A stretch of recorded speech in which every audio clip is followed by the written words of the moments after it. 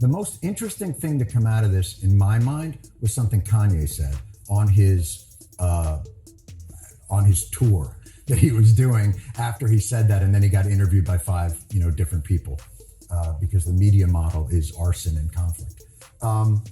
He said something fascinating in my mind. He said, "Hurt people hurt people," and if the point of all this is then to heal people, the only way to heal a wound is to open it up and cleanse it. And that stings. That hurts. But you have to expose it to air. And I'm afraid that the general tenor of conversation in this country is cover it up, bury it, put it to the outskirts, and don't deal with it.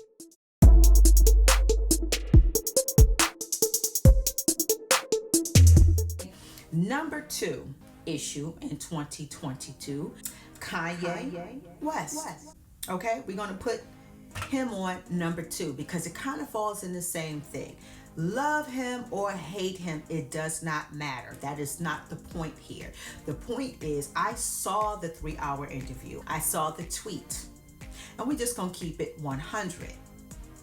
He did not kill anyone. He did not get behind a wheel, drunk and high, and sped down the street and endanger another person's life. He did not do any of that, but he was treated as if he did worse. Again, the media. What he said was true, and we're seeing it. Hopefully this is my last statement on Kanye and anti-Semitism, but I feel like it won't be. But this is what I wrote. Jews are 2.4% of the population, but 35% of the Forbes 400. African Americans are 13.6% of the population, but only 0.5% of the Forbes 400. Instead of listening to the wealthiest and most outspoken black man in the media about the issues he has with potentially racist and stultifying Jews in the industry, which is what going DEFCON 3 on Jewish people translates to in Ebonics, he is completely excoriated. 92% of U.S. Jews identify as white.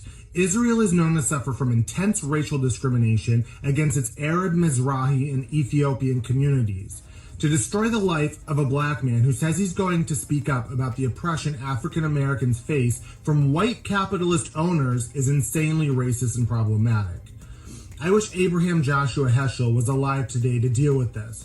What I think he would do is meet with Kanye and allow him to air his grievances, and acknowledge the problematic power imbalance between Jews and African Americans in media and American society. He would encourage Jews and their allies to take what Kanye says to heart and to see this as a renewed call to anti-racism in all of our society, to support African Americans in their quest to have a seat at the table, and for Jewish people to help African Americans get there.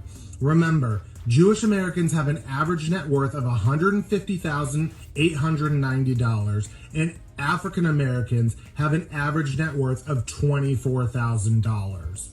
Beating on Kanye for talking about that only reveals your racism. Have a nice day. So the takeaway is this. It's up to you. But this is what I'm going to do. I don't need no more Adidas. I don't need no more Gap. I don't need anything from any of the companies that dropped Kanye, because at the end of the day, what they have said and what they have said in our faces time and time again is that we are not important as others. Because things have been said about us, but no repercussions have been the same as with this other community. And you can't get mad at the other community. They're doing what they're supposed to do. And I wish we, as our own community, would be just as fierce as that community. So I understood when Kanye said he was jealous. I understand. Because they're not playing. We play too much. And we play against each other. They don't. So you really can't even get mad at that community. But what I do say and ask is to take away how they just try to play us.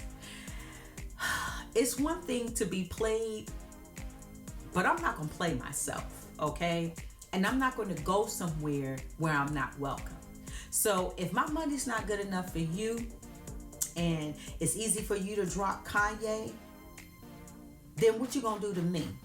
I don't need no more Adidas. I don't need no more Nikes. I don't need no more any of the companies. And there's a list, and I'm gonna check that list, okay? And I might share that list with you. And it's up to you. You grown. You can do whatever you want to do. But at the end of the day, what I'm saying is, why spend your money with people who don't even want you, who don't even want to respect you?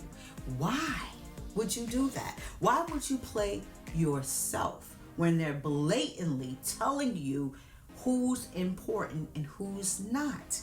And let me just get it down to the basics for the ones that really just want to hate on Kanye. This is for those haters. Let me just give it to you simple as this. Say you and your homie decide to get together. You got the ideas and your homie got the money. You bring a great idea to your homie. You and your homie start making mad money. But then your homie decides to get greedy and say, you know what? I'm going to take his idea and I'm going to switch it up a little bit and I'm going to start selling it on the side as something else.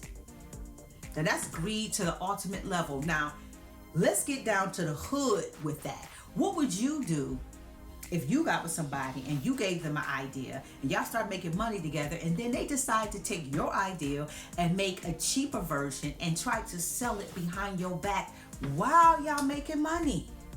Now you tell me you just gonna sit back and let that happen? I really want you to leave that in the comment. I don't care how much you hate Kanye. Put it in your own shoes. How much would you let somebody play you before you finally stand up? It is what it is. You got to stand up for yourself. And in 2023, I hope that you do that.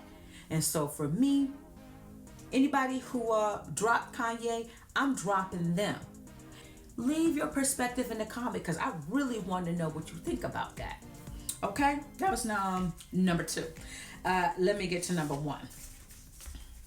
The countdown continues with my number 1 issue from 2022. Don't forget to subscribe, hit that notification bell, and share my videos.